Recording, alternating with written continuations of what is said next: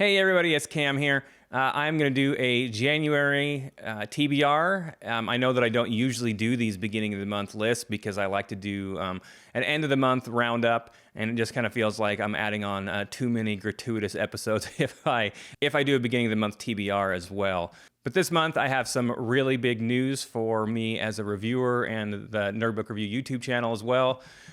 I was lucky enough to be able to join the Before We Go blog team this last month. I have one video up so far, and I'm going to be throwing up another one out tomorrow. I feel a little bit like a poser even being a part of this blog team. They're all such great writers. Many of them are authors themselves. C.T. Phipps, who I have read a whole bunch of his stuff. Crystal Matar, who I just got done talking about here a few minutes ago. Her Legacy of Brick and Bone and Legacy of the Brightwash would have both been in my top 5 for 2023. So I'm joining a really great team. I'm really excited about it. I will have a link to the website in my show notes. So yeah, once again, the Before We Go blog team, thanks for inviting me and having me be part of your team. I will still be doing my videos. I might be doing a few specially for the blog, but for the most part, I'm just going to be able to continue putting out my normal material. They do a lot of indie stuff themselves, so I'm really excited about being able to become a part of the team. It really feels like they're a really supportive team already, and it's just been great already. So let's carry on and add on, talk about my January reading, since I don't feel like putting out here a 1 or 2 minute notification talking about me joining the Before We Go blog. So in the month of January, I plan on getting back into the swing of things. I had the entire month of December off of work, and then it was just really weird with Christmas, a vacation, and my normal reading schedule was really thrown off. I'm not quite sure how much I'll actually work in the month of January either. I've talked repeatedly about how I make compost for a living, and I sit in that tractor all those hours.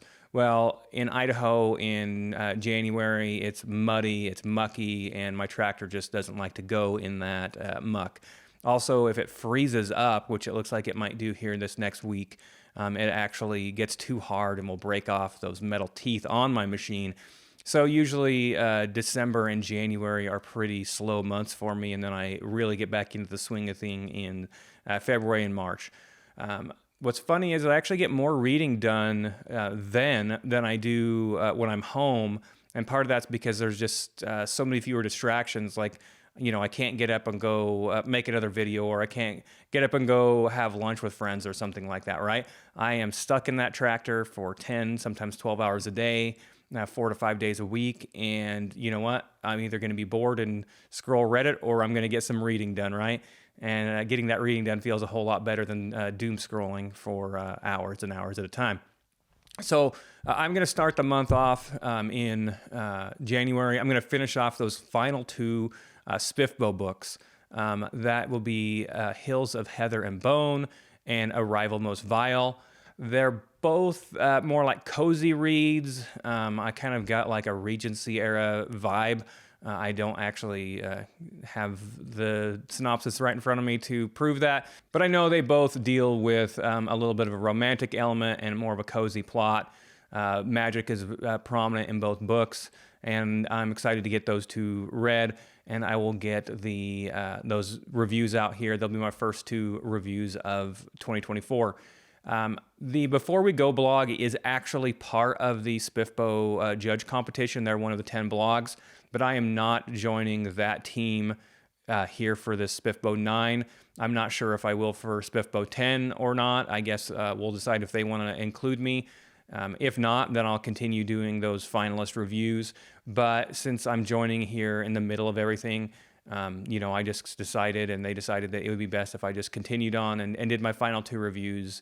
And, they have their team put together already. After I do those 2 Spiffbo books, I'm finally going to get to Assassin's Apprentice by Robin Hobb.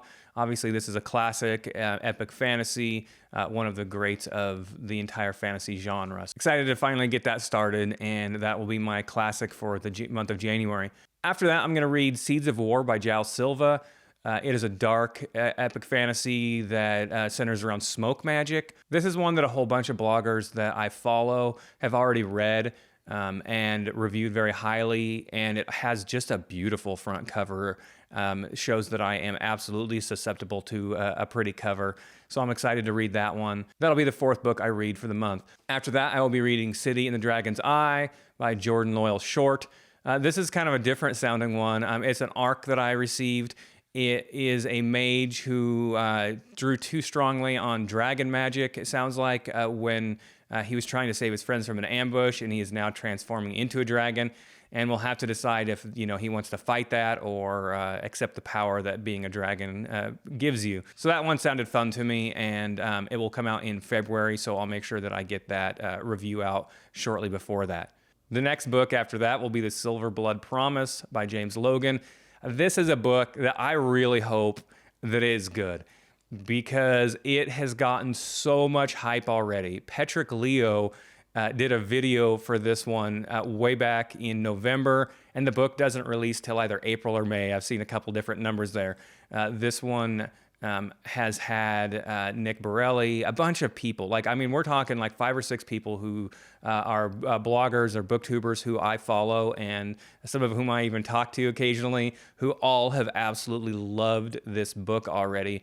And I kind of am almost nervous now that this is so hyped up in my mind that it's not going to be able to live up to the hype. The publisher says this one evokes Abercrombie, Lynch, and Nick Eames.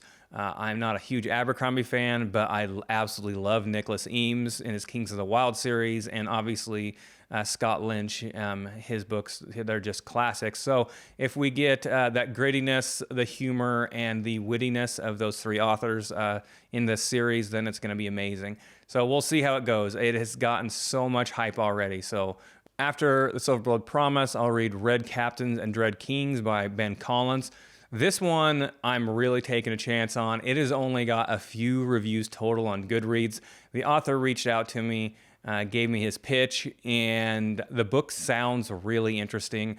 It is kind of a take on Rome right after the Republic period, and it's a fantasy, not a historical fiction. So I'm going to give it a shot. We're going to see how it is. If it's good, I'll throw out reviews, and if not, we'll just carry on. But I'm really excited. I want to make sure that I, here and there, since I am, going for indie authors, that I'm not just doing the giants of indie, because you know what, there are definitely different tiers even within the indie world. You have a lot of authors now who will have thousands and thousands of sales. Ryan Cahill, who is an indie author, but he's gotten, like Patrick Leo, Mike from Mike's Book Reviews, a bunch of people, and he put out like 100,000 copies of his first book this last year, right? Most authors are going to put out less than 100, so we'll see how this book goes and see if I enjoy it. If I have time, I will add Michael R. Fletcher's new book, Storm Beneath the World, which features an insectoid planet. It is a weird Western, grimdark. That's what Michael R. Fletcher does so well, is grimdark and weird Westerns. If I don't get to that one in January, then I will get to it as my first book in February. Once I have cleared out all of those Fifthbow books, it'll give me an extra 2 books a month to add on for various other things, all the way up until next winter when I do those finalists again. I hope you guys have all enjoyed my videos over the last several months, and I'm just looking forward to picking up more steam as 2024 goes on. Thanks everybody for watching.